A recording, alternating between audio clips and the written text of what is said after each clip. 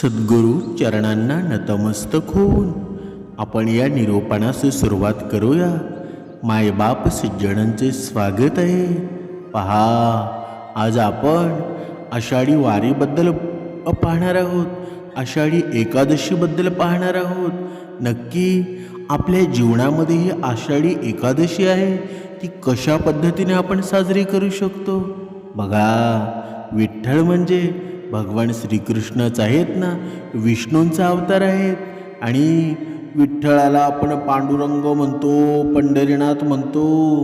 म्हणजे ज्याच्या त्याच्या सवडीनं माणसं त्याला हाका मारत असतात आणि हा भगवंत त्यांच्यासाठी धावून सुद्धा येत असतो. बघा, आपण त्या पुंडलिकाची कथा ऐकलेली असेल. ती कथा ऐकताना आपलं मन भरून येतं ना. बघा, एक सुंदर अभंगामध्ये वर्णन केलेलं आहे. विठ्ठलाच्या पायी विठ्ठल झाली भाग्यवंत, विठ्ठलाच्या पायी विठ्ठल झाली भाग्यवंत. पाहताच होती दंग आज सर्व संत, आज सर्व संत, विठ्ठलाच्या पायी विठ्ठल झाली भाग्यवंत. बघा, किती सुंदर वर्णन आहे. हे वर्णन पाहून आहे ना, भक्त पुंडलिकाची आठवण झाल्याशिवाय राहत नाही. भक्त पुंडलिकानं भगवानांना थांबवण्यासाठी एक वीट पुढे केली ना, आणि त्या विटेवर स्वतः विठ्ठल उभे राहिले. त्यामुळं ती साधी विट ही भगवानांच्या चरणस्पर्शाने भाग्यवान आणि पूजनीय झाली ना. म्हणजे यातून आपण बोध काय घ्यावा बरं?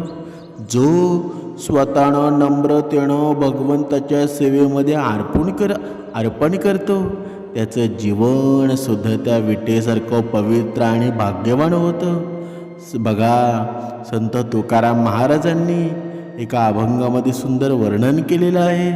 सुंदर ते ध्यान उभे विटेवरी, करकटावरे ठेवून या. म्हणजे या अभंगामध्ये विठ्ठलाचं बघा ते रूप आहे ना, अतिशय गोड दिसतं. ज्याप्रमाणे ती वीट निर्जीव होती ना, पण ज्यावेळी विठ्ठल भगवंत ज्या त्या विटेवर बघा उभे राहिले ना, ती वीटसुद्धा जिवंत झाली.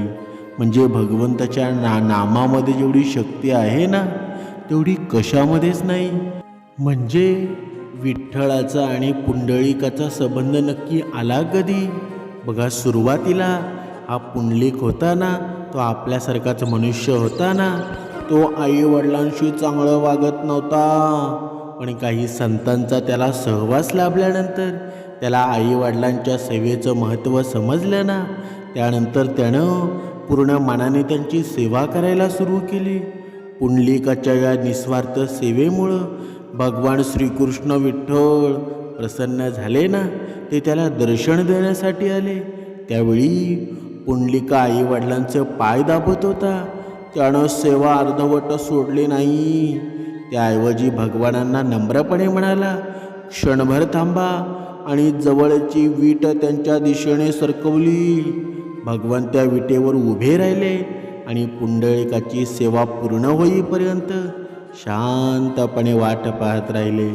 सेवा संपल्यावर पुंडलिकाने भगवानांना साष्टांग नमस्कार केला ना. भगवान त्याच्या भक्तीवर प्रसन्न होऊन म्हणाले, तू वर माग. पुंडलिक म्हणाला, देवा, माझ्यासाठी काही नको, तुम्ही इथेच राहा, जेणेकरून सर्व भक्तांना तुमचं दर्शन मिळेल. आणि म्हणूनच भगवानांनी त्याची इच्छा मान्य केली आणि ते पंढरपुरात विटेवर उभे राहिले ना.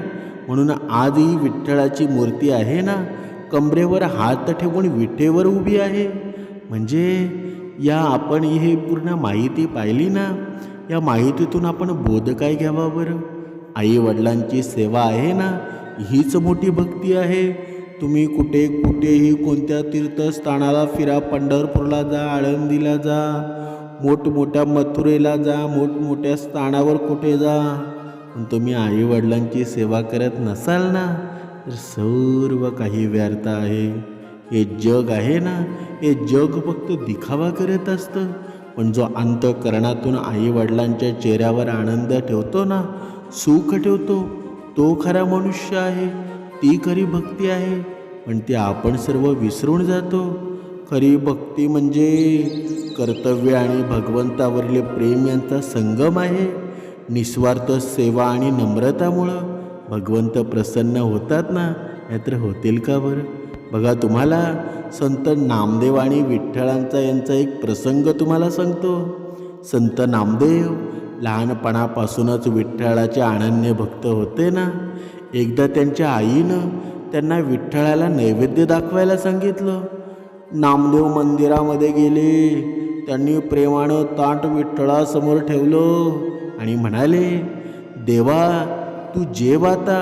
आईने तुझ्यासाठी नैवेद्य पाठवला आहे. पण मूर्ती शांतच राहिली. नामदेव पुन्हा पुन्हा विनंती करू लागले. त्यांच्या डोळ्यात अश्रू आले. ते म्हणाले, तू जेवल्याशिवाय मी घरी जाणार नाही. एवढी सुंदर भक्ती होती. त्या निष्पाप भक्तीनं विठ्ठल प्रसन्न झाले ना. त्यांनी प्रकट होऊन नैवेद्य स्वीकारला. नामदेव आनंदाने घरी गेले. या घटनेनंतर सर्वांना कळालं की निरागस, निष्कपट, प्रेमळ भक्तीला विठ्ठल नक्कीच प्रतिसाद देत असतो.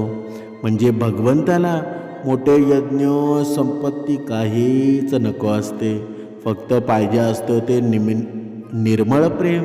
श्रद्धा आणि विश्वासाने केलेली भक्ती आहे ना, ती कधीही व्यर्थ जात नाही. विठ्ठल आपल्या भक्तांच्या प्रेमाला धावून येतो. भाव गेले देवापाशी, देव धावून आला. म्हणजे काय बरं? म्हणजे जीवनामध्ये आहे ना, तुम्ही कितीही जरी संपत्ती कमावली ना, पण तुम्ही भगवंताचं नामस्मरण केलं नाही ना, भगवंताचे अभंग वाचले नाही, तर भगवंत तुमच्यासाठी धावून कधी येणार नाही. पण तुम्ही भक्ती मार्गामध्ये असाल ना, तर तुमच्या जीवनातील असंख्य संकट ते कधी सुखामध्ये पोचवण्यात भगवंत जाईल ना, ते सांगता येणार नाही. म्हणजे जर आपण विठ्ठलाच्या भक्तीत असू, पांडुरंगाच्या भक्तीत असू, दत्तगुरूंच्या भक्तीत असू, श्रीकृष्णांच्या भक्तीत असू, तर आपल्या जीवनामध्ये कधी आपण धनवान होऊ, कधी आपल्या आयुष्यामध्ये सुख येईल ना, सांगता येत नाही. म्हणून भगवंताच्या स्मरणामध्ये सर्वांनी असायला हवं. तुम्ही चांगले कर्म केले ना, तर ते कधी ना कधी तुमच्या संकटावेळी उभे राहतात. बघा, म्हणून आपले जीवन आहे ना, सुंदर ठेवावं. जोपर्यंत आपलं जीवन भक्ती मार्गामध्ये राहील ना, तोपर्यंत आपल्या जीवनामध्ये काहीही टेन्शन येणार नाही. निवांत आपलं जगणं चालू होईल. मागच्या निरूपणामध्ये बहुतेक जणांचे प्रश्न होते की विठ्ठलाच्या गळ्यामध्ये तुळशी माळ का घालतात, तुळशीचा हार का घालतात. बघा, आपल्या पण जीवनामध्ये हा प्रश्न निर्माण असेल. जेव्हा आपण पंढरपुराला जातो, कोणत्या मंदिरामध्ये जातो, विठुरायाच्या गळ्यामध्ये आहे ना, पांडुरंगाच्या गळ्यामध्ये तुळशी हार दिसतो. बघा, आपण ऐनवेळी जर झेंडूची फुलं, गुलाबाची फुलं, त्यांचा आपल्या देवतांना हार घालतो ना, पण विठुरायाच्या गळ्यामध्ये तुळशीचाच हार का घालतात. बघा, त्याचं उत्तर तुम्हाला खूप सुंदर प्रमाणे देता येईल. विठुरायाच्या गळ्यात तुळशी हार आहे. सर्व ब्रह्मांडाचा करता करविता गळ्यात तुळशी हार का घालतो. हिरे, रत्न, मोती, पोवळे या सर्व असूनसुद्धा त्यांचा हार घालत नाही. वारकरी गळ्यामध्ये तुळशीची माळ का घालतात. या सर्व प्रश्नांची उत्तरं आपण आता देणार आहोत. भारतीय संस्कृतीत तुळस अत्यंत प्रिय समजली जाते ना. तुळस सात्विकतेचं प्रतीक समजली जाते. तुळशी आपले पवित्र पूर्वज म्हणून तिला मोठा मान आहे ना. आणि आजसुद्धा आपल्या घरामध्ये आहे ना, घराच्या बाहेर आपण तुळस लावतो. म्हणून संत शिरोमणी नामदेव महाराजांनी वारकऱ्यांनी तुळशीची माळ गळ्यात घालावी असा संकेत ठरवून दिला ना, यातून आपण पवित्र्याचे एक पूजक असल्याचा संदेश देतो. तुळशी माळा धारण करणं म्हणजे व्यभिचार, अनिती यापासून दूर राहणं आहे ना. सदैव सजग राहून आपलं आचरण पवित्र ठेवणं. तुकोबारायांनी सतत आंतरिक शुद्धीचा आग्रह धरला. बाह्य वेश, बाह्य अवताराला ते महत्त्व देत नाही. कोण काय बोलतो ना, त्याला ते महत्त्व देत नव्हते. तर त्यांचा आचरण कसं आहे ना, ते तुकोबारायांना महत्त्वाचं वाटतं. म्हणून तुकोबारायांविषयी सर्वांना सावध करत आहे. आपल्याकडे एक म्हण आहे ना, दिन का साधू रात का चोर. कपटी माणसाच्या गळ्यामध्ये माळ असेल तर त्या माळेचा अपमान आहे. म्हणून कपटी माणसाने गळ्यात माळ घालू नये. यावर तुकोबाराय म्हणतात ना, सदा सर्व काळ अंतरी कुटीळ, तेणे गळा माळ घालू नये. ज्यांच्या मनात सदा सर्व काळ आहे, सर्व काळ इतराप्रती कपट भावना असते, त्यांनी माळ कधी घालू नये. ज्याच्या मनातल्या सर्व वाईट भावना नष्ट झाल्या असतील ना, तोच खरा संन्यासी असतो. संन्यासाचं प्रतीक असलेली पवित्र माळ गळ्यामध्ये घालायची ना, आणि मनातून द्रव्य, दारा यांचं चिंतन करायचं. कुठून काय फायदा होईल ना, याचाच विचार करायचा. कट कारस्थान करायची ही लोकांची फसवणूकच आहे ना. अंगाला विभूती लावणं, राख लावणं म्हणजे आता कसली सांसारिक अपेक्षा उरली नाही हे जाहीर करणं. म्हणजे मनातल्या षड विकारांचा नाश केल्याची, मनशुद्धी निर्मळ झाल्याची ती खूण असते ना. अशा व्यक्तींच्या मनामध्ये भूतामंत्राविषयी दया असते. चुकणाऱ्या प्रति क्षमेचा भाव असतो.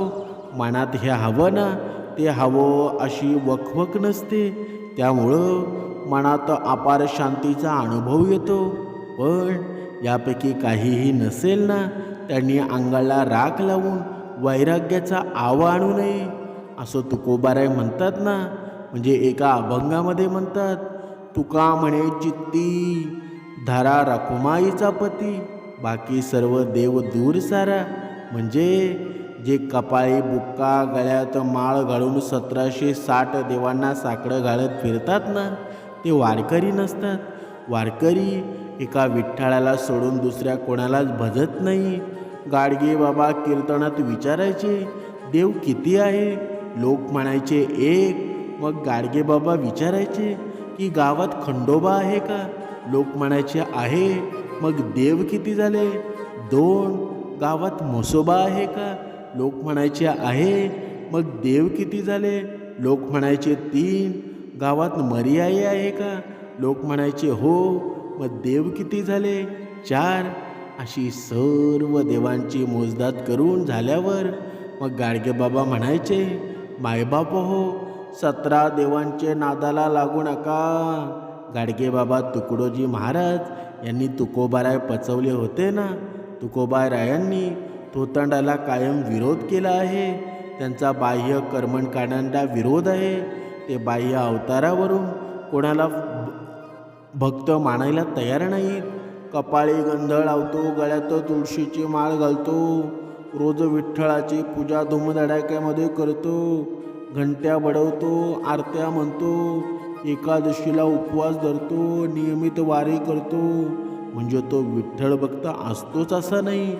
खरा विठ्ठल भक्त कोण आहे ना, ते त्याच्या विचारावरून, आचारावरून, जगण्यावरून, त्याच्या चारित्र्यावरून आपल्याला कळतं ना.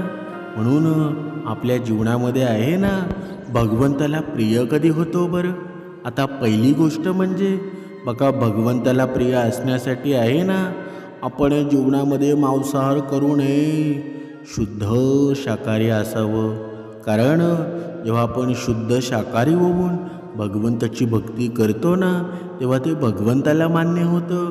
आणि तेव्हा शुद्ध शाकाहारी होऊन जेव्हा आपण भगवंताचं नामस्मरण घेतो, तर आपल्या हाकेला भगवंत आहे ना, धावून येत असतो. बघा, आपला प्रश्न होता की विठ्ठलाच्या गळ्यामध्ये तुळशीहार का असतो? विठ्ठलाला तुळस एवढी प्रिय का आहे? बघा, त्यामागे एक सुंदर असा प्रसंग आहे. एकेकाळी वृंदा म्हणजे तुळस ही परम पतिव्रता आणि भगवान विष्णूंची महान भक्त होती ना. तिच्या तपश्चर्येनं देवही प्रभावित झाले होते. पुढे काही घटनांमुळं वृंदानं आपला हा देहत्याग केला. तिच्या भक्तीवर प्रसन्न होऊन भगवान विष्णूंनी तिला वर दिला, तू तुळस बनून पृथ्वीवर सदैव पूजली जाशील. माझ्या पूजेत तुझ्याशिवाय पूजाचं पूर्ण होणार नाही. तेव्हापासून भगवान विष्णू, श्रीकृष्ण आणि विठ्ठल यांच्या पूजेत तुळशीला विशेष स्थान आहे. भक्त प्रेमाने तुळशीची पाने आणि तुळशीचा हार अर्पण करतात ना. म्हणजे जिथे तुळस तिथे विष्णूचा वास, आणि विठ्ठल हा विष्णूचाच वास आहे ना. म्हणून विठ्ठलाच्या गळ्यातील तुळशीचा हार आहे ना, हा केवळ दागिना नसून भक्ती, पवित्र आणि भगवंत आणि भक्त यांच्यामधील प्रेमाचं प्रतीक आहे ना. म्हणून मनुष्यानं आहे ना, आयुष्यामध्ये आहे ना, कधीही वाईट मार्गावर जाऊ नये. भगवंताची भक्ती करावी. खरी भगवंताची भक्ती आहे ना, आपल्याला हेच सांगत असते ना की जर तू भगवंताची भक्ती केलीस ना, तर वेळेला तुझ्या भगवंत मदतसुद्धा करत असतो. पण तू भगवंताची भक्ती केली नाहीस तर तुला दुःखातून कोणी सोडवत नाही. म्हणून या आषाढी वारीच्या या सुंदर दिवशी आज आपण संकल्प करा, भगवंताची भक्ती करा आणि आपल्या जीवनामध्ये कोणालाही दुःख होणार नाही असं पूर्ण संकल्प करून आपल्या जीवनामध्ये आहे ना समाधान निर्माण करा. अवधूत चिंतन. श्री गुरुदेव दत्त.